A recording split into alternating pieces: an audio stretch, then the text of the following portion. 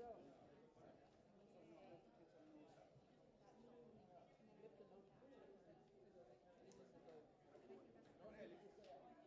can take their seats. We're going to get started. My name is David Turnbull, the director of the Climate Action Network International. We are an international network of over 700 organizations in 95 countries around the world, collaborating to advance solutions to the climate crisis. We'll be having daily press briefings here at COP17 CMP7 in Durban. We'll be briefing you on the negotiations and the various political dynamics and otherwise that we're seeing taking place here in Durban and around the world as well. Today we have 3 speakers who will give an update on how the talks have gone so far, some key political dynamics and countries that we'd like to highlight, and then also talk about the influence of corporations on climate action and the negotiations. So first we'll hear from Georgina Woods from Climate Action Network Australia. Then we'll hear from Hans Verome from the National Wildlife Federation. And finally, Ferial Adam from Greenpeace Africa. Georgina. Thanks, David. Hello, everybody. So I'm just going to give a little overview of the tone and content of the meeting over the last couple of days. It's been a really smooth opening to this COP, and I think that augurs well for a spirit of cooperation carrying through into some of the really important decisions that are going to have to come out of this meeting. There are really big political problems that need to be resolved at this meeting, but for this week, the most important thing that needs to happen is for negotiators to get down to the business of finishing making the technical and practical decisions to get the decisions ready for the ministers when they come next week to resolve. And that's really what we've been seeing happening today. A whole bunch of meetings scheduled, a lot of work being done on some of the practical and technical problems so that we can have the tables cleared and ready next week when the ministers arrive to deal with the really big political problems. Some of those details that we're looking for resolution of this week before the ministers arrive are, for example, dealing with and limiting the impact of the surplus emissions units from the first commitment period of the Kyoto Protocol. If we don't deal with this problem and find a way to limit the impact of that excess pollution, those surplus units have the capacity to almost completely erode the mitigation actions of the Kyoto parties after 2012. And so that problem needs to be resolved, and that's one of the things that's going to be on the agenda for the negotiators to finish off during this week. Other practical and technical problems that we're looking for them to finish off and that they're working on today are setting up systems for mitigation for after 2012 for long-term cooperative action, and transparency systems, crucially, that will underpin the global regime for after 2012. Obviously, too, we need to get work finished on the adaptation framework and obviously the setting up of the Green Climate Fund. So there are really big political problems that need to be resolved at this COP. But for this week, for these negotiators, the main task is sorting out these technical difficulties. And I think the smoothness of the meeting that we've seen so far is a recognition from the negotiators that that's what their task is to do. Where we have seen negotiators staking out ground on making grand statements about the big political issues, it's really just a signal that they are it's not within their power to resolve those issues. It's really going to be up to the political leaders when they arrive next week to get together and huddle and make sure that we get those problems solved. Either way, this meeting is going to be a turning point for multilateral regime on climate change. It's pretty clear that we've gone as far as we can possibly afford to go down the road of deferring these major decisions on the legal form of the outcome of the long-term cooperative action talks, on the second commitment period of the Kyoto Protocol, and the other really big ticket items. And so whatever happens at the end of this meeting, it is going to change the global system. It's going to be a turning point, and we're hopeful that it's going to be in a positive direction. Thanks very much. Hans. Thank you, David, and good afternoon, everybody. So the first Indaba today seems to focus the minds of negotiators. It's about time, I would say. A lot of bilateral talks going on, but also discussions within regional groups. Not everybody had a chance to coordinate those positions on all the details that George has laid out. Groups of parties are also putting text on the table. I always find that helpful. But the fact is we face a large deficit. And I'm not talking about a fiscal deficit. I'm talking about an action deficit. All need to do their fair share and all need to do more. And we need to move forward collectively. That's the task for Durban. And I know that some of the tough decisions are up to ministers. But the groundwork is being laid here this week already. Let me comment on some specific country statements and actions. Europe once was a leader in climate action. This year, though, Europe is distracted and apparently under pressure from lobbyists. And my colleague Fariel will speak to that later. The EU tone at this COP is really surprising. Does Europe still care about the achievements of the Kyoto Protocol or not? Or do they rightly stand accused of looking for an excuse to abandon it? On to another one. According to the media, climate denial in North America has reached a global peak. Canada is old news, I won't speak to that, but that this denial would infiltrate the Obama administration is really shocking. Not only is the US not bringing anything to the table, it's trying to pass the buck and delay action to beyond 2020. And that 2020 timeframe is actually one of the key issues in this negotiation. In these talks, the US are playing hardball on every little issue, clearly preparing for a blame game. Now, some developing countries have expressed serious concerns that against that backdrop, the call for negotiations on a further legally binding agreement is a ploy. I don't agree with that, but we understand people are really nervous. Cannes isn't calling for a mandate to replace the UNFCCC, but the collective ambition and action is inadequate, and that a serious increase in mitigation pledges is necessary, not just by the old world. The emerging economies, speaking as basic, that was new. I think it's clear that they want stronger action. They don't agree amongst themselves about every detail. But so far, so good. It has been largely constructive. The African group and AOSIS are making credible and ambitious proposals, and we call on others to do the same. As in a global debt crisis, only solidarity and a fair sharing of the effort can overcome this climate crisis. Thank you. Thanks very much. Finally, we have Fariel from Greenpeace Africa. Good afternoon, everyone. For sure, we've just heard that there has been some movement in the past few days, but there are definite reasons why we're being held back. And we have seen enough research and evidence to say that big industries and fossil fuel companies are holding us back in these negotiations.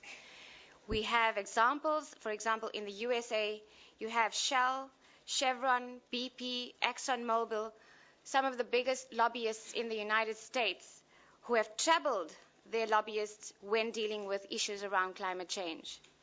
The Koch industries in the United States have put a lot of effort and motivation into the climate denial movement, which is a problem at this day and age, especially for us in Africa when we're experiencing climate impacts. In the EU, for years we've been talking about increasing reduction targets for 2020 to 30%, and we feel that the big blockage there is also big industries in the EU.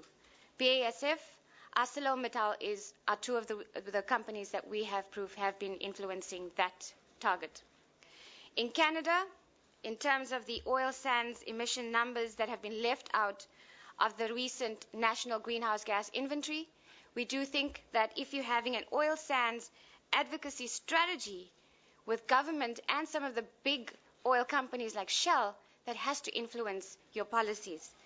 Let's not forget South Africa. I am South African.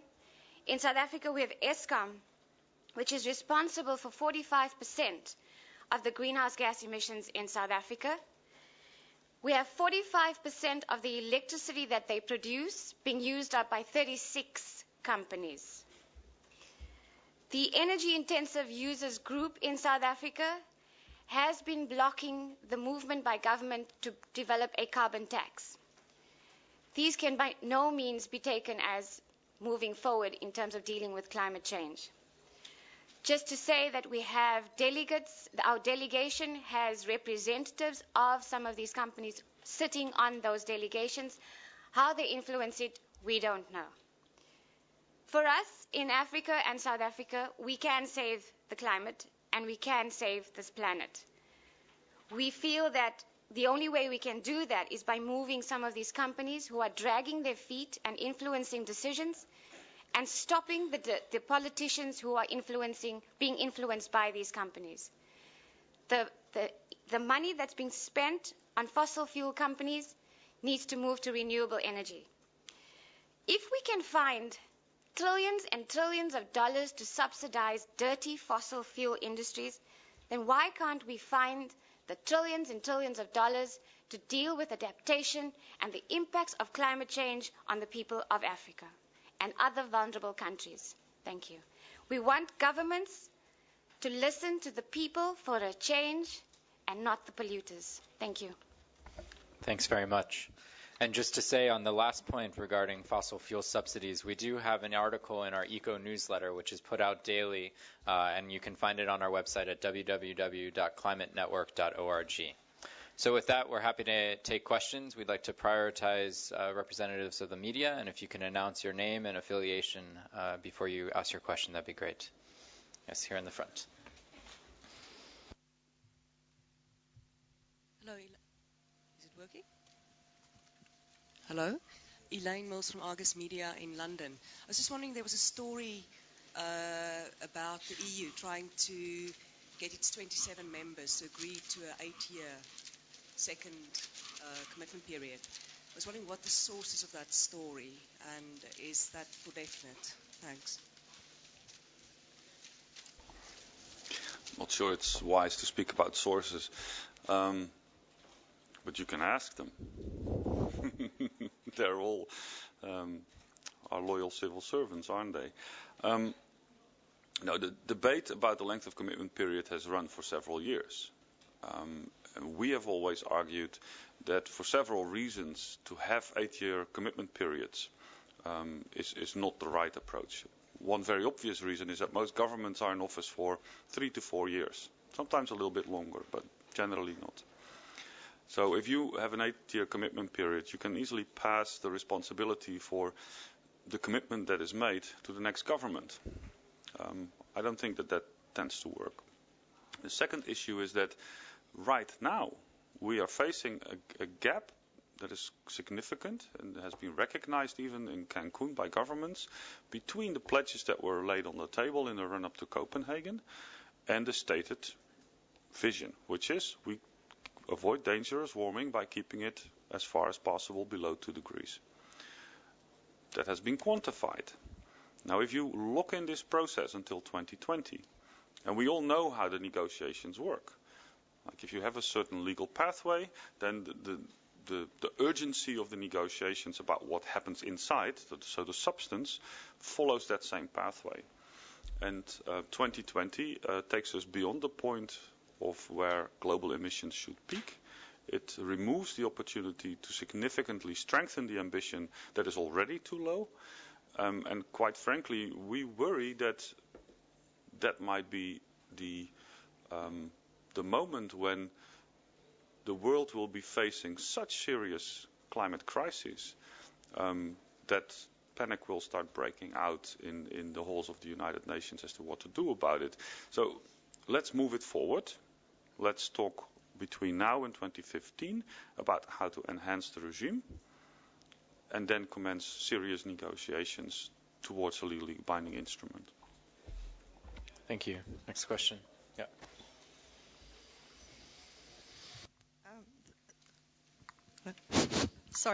Vanya Walker-Lee, the Malta Business Weekly. We hear a lot about the Gigaton Gap, and I understand that CAN would like some sort of study or working group. How does all that fit into your picture? Thanks for the question. There have been a lot of useful studies released just in the last few weeks that have demonstrated the size of the Gigaton Gap, and this is the gap between the pledges that are currently on the table that countries put into a COP decision in Cancun, and the amount of mitigation required of the world if we're to meet our global goal of 2 degrees, which we also agreed to meet in Cancun. And so there is a gap.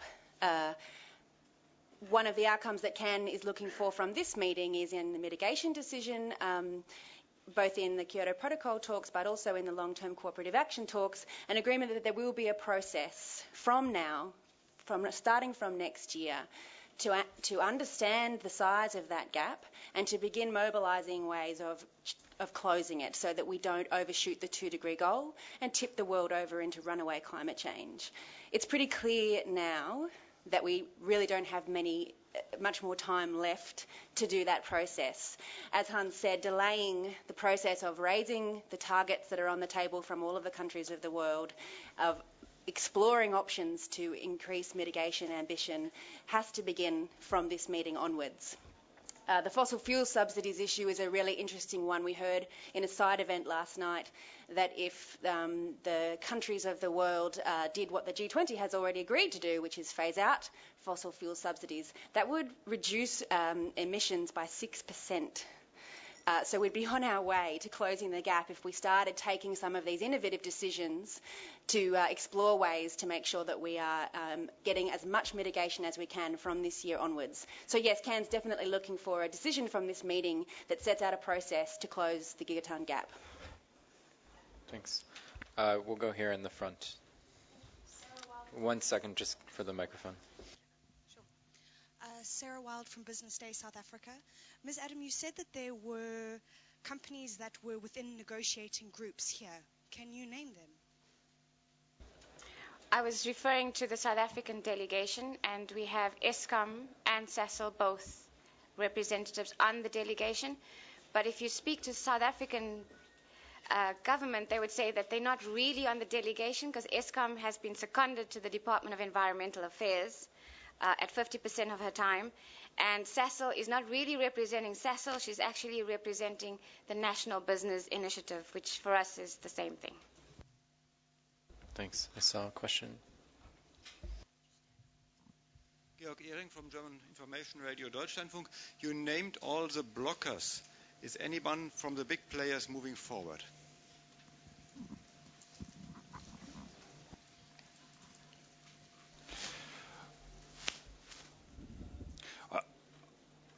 I think to answer that question, we'd have to wait a few days. The really tough decisions have to be taken by ministers.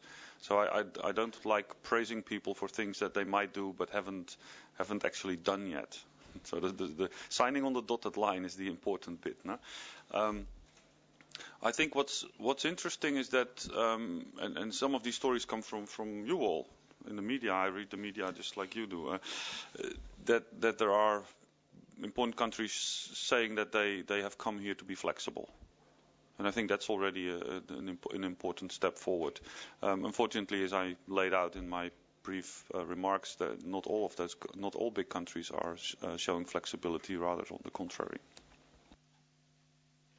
Maybe I would just add quickly that I think we have seen some very strong statements from some of the most vulnerable countries, of course, which represent a large population. The Africa group yesterday gave a very strong statement in the opening of the ad hoc working group under the Kyoto Protocol, calling for saving the Kyoto Protocol, seeing a second commitment period, seeing the loopholes that Georgina outlined closed, and seeing progress in a very strong way. And so I think we are seeing some countries and groups of countries that are really pushing, but as Hans mentioned, we remain to be seen some of the other countries as their ministers arrive as well. Other questions? Yes.